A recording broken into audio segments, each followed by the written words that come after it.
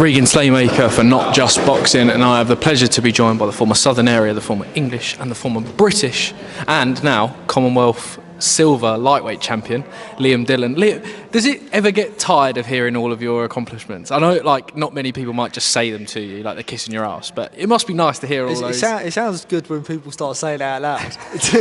Honestly, mate, if I won your titles, I'd be in the mirror every night before bed saying them all. There's some massive achievements as well.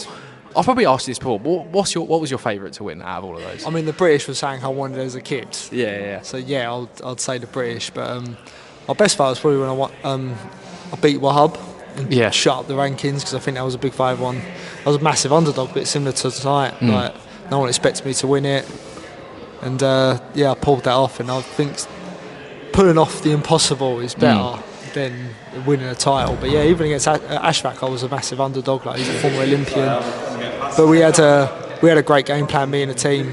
Basically, just fitness and go at him, and yeah, that was probably one of the best nights of my life. Definitely. I was going to say, mate, you're very, like, I don't know when the bookmakers will ever learn putting you in as an underdog and then you coming out on top. I mean, is that very much the same mindset that you have going into? We'll get into the fight itself in a minute. Just picking this up with the former Southern Area English, British champion and Commonwealth silver champion, Liam Dillon. Liam, we were just going into it before you're whisked away by DAZN, but yeah, I mean, the bookmakers will always put you in as an underdog in these fights, and you always kind of come out on top against guys who, I mean, I say this in the nicest possible way, it's like, for the bookmakers, you're not there to beat, if that makes sense, but you always get the job done. I mean, do you still go into the fights with that mentality there? Yeah, I think in retrospect, I've probably been a underdog my whole career. I don't think people were expecting me to win the belts I've won and the fights that I've won. So this ain't like new to me. Like, a lot of people saying, "Oh, you're a big underdog, he's a great belts." So I was like, well, I've been the underdog my whole career. I was underdog multiple fights. I don't think no one expected me to get this far and win the belts I've won. So this ain't new to me. Definitely, mate, as well. And obviously, I mean, another fight on the big stage. I think this is your third consecutive fight on Queensbury now. Is that right?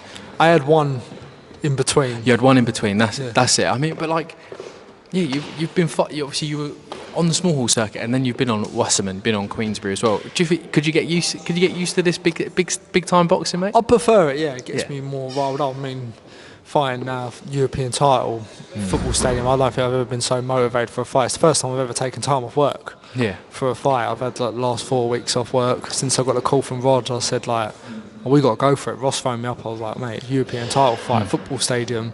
You just got to go for it. And people were mentioning the weight, or I love it. I love reading the comments going, Liam's too small, Liam's going to get knocked out. Oh, cool, sweet. Yeah. So, do you know what, as well? There's no pressure on me. If everyone thinks I'm going to get knocked out, then all right, there's just no pressure. I'm just going to go in there and do what I do best. Have fun with it. And I come away with the win. You just prove everyone wrong. Definitely. I mean, it's all well and good people saying that, but you've never been knocked out. So, like, everyone's going to say this, and they're saying come up in weight. I mean, first of all, how has the jump up in weight felt during camp and everything? Because obviously beforehand you're probably focusing on the weight cut as well as the training. But correct me if I'm wrong. You're probably not focusing on the weight cut as much, if that makes sense. Yeah, I think with Bellotti and Garner, they were quite mainly just focusing on weight. Like, the whole camp's just focusing on weight. But this has been a brilliant camp. I've been in the track with Sam Gilly, getting some good times. I've been focusing a lot more on fitness, a lot more on tactics, and I haven't picked up the. Fun when you start cutting weight, you start getting really close, you start picking up the odd injuries and that. But I haven't had it this camp. I've had a very smooth, brilliant camp, and yeah, I'm really looking forward to just going in there and showing everyone what I've been working on.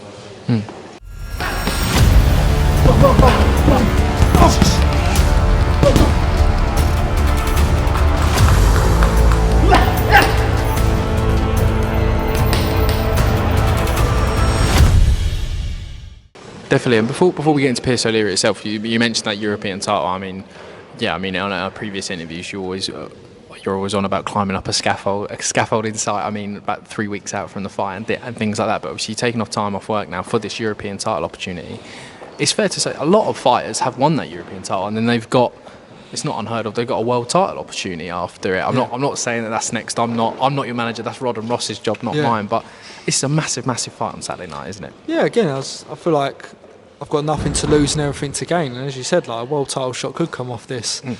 I mean, I didn't think after I won the Commonwealth silver in Bournemouth, my next shot would be a European at a football stadium. But I take the fights that come there, and I'm not one to turn down a big opportunity. And yeah, it's an opportunity I'm going to grab with both hands. Definitely as well. Pierce O'Leary as well. Just looking at the face-off there wasn't that much different in height either. You were about the same height. I know height doesn't really go into too much detail in a fight, but yeah, what do you know about him going into this one?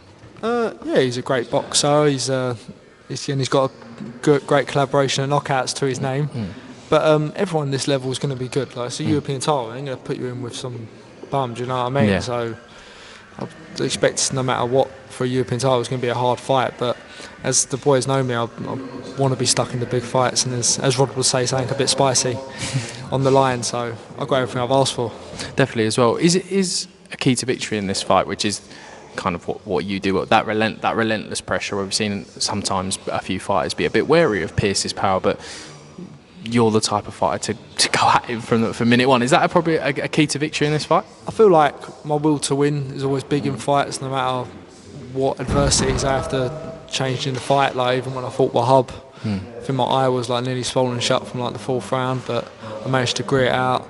I'm always pushing until the last bell, and obviously you see the same Liam Dillon in this fight. I would like to just go in there, hit him once and him go over, but that probably ain't the way it's going to go. It's probably going to be a grueling fight, and I'm hoping to be victorious. Definitely. And is there similarities with this fight and the Wahab fight? Because Wahab was known for this being this mega puncher as well.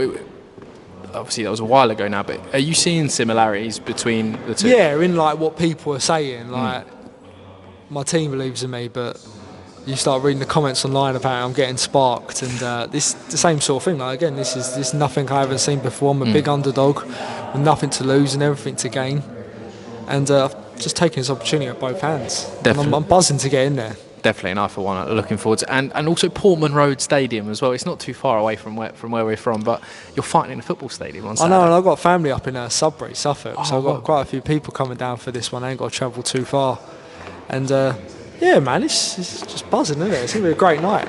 It definitely would as well, and it's better winning a title in Ipswich than it is in Newcastle as well. It's a bit too far up there for Newcastle. Oh, Newcastle ain't done us bad. We've had me, we've had Jeff before we went up there. It's been quite good, but I think when I fought Ashback in Newcastle, I had so many fights cancelled before that I literally just had 4 complimentary tickets, and that was it, because I didn't want anyone to book train tickets or hotels and then the fight gets cancelled for whatever reason. Plus it got postponed as well for a few weeks, the fight.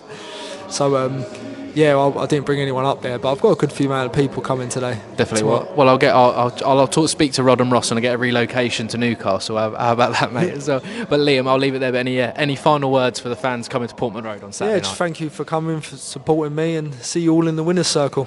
Definitely, mate. Liam, thank you so much. Cheers. I appreciate it, brother. No worries.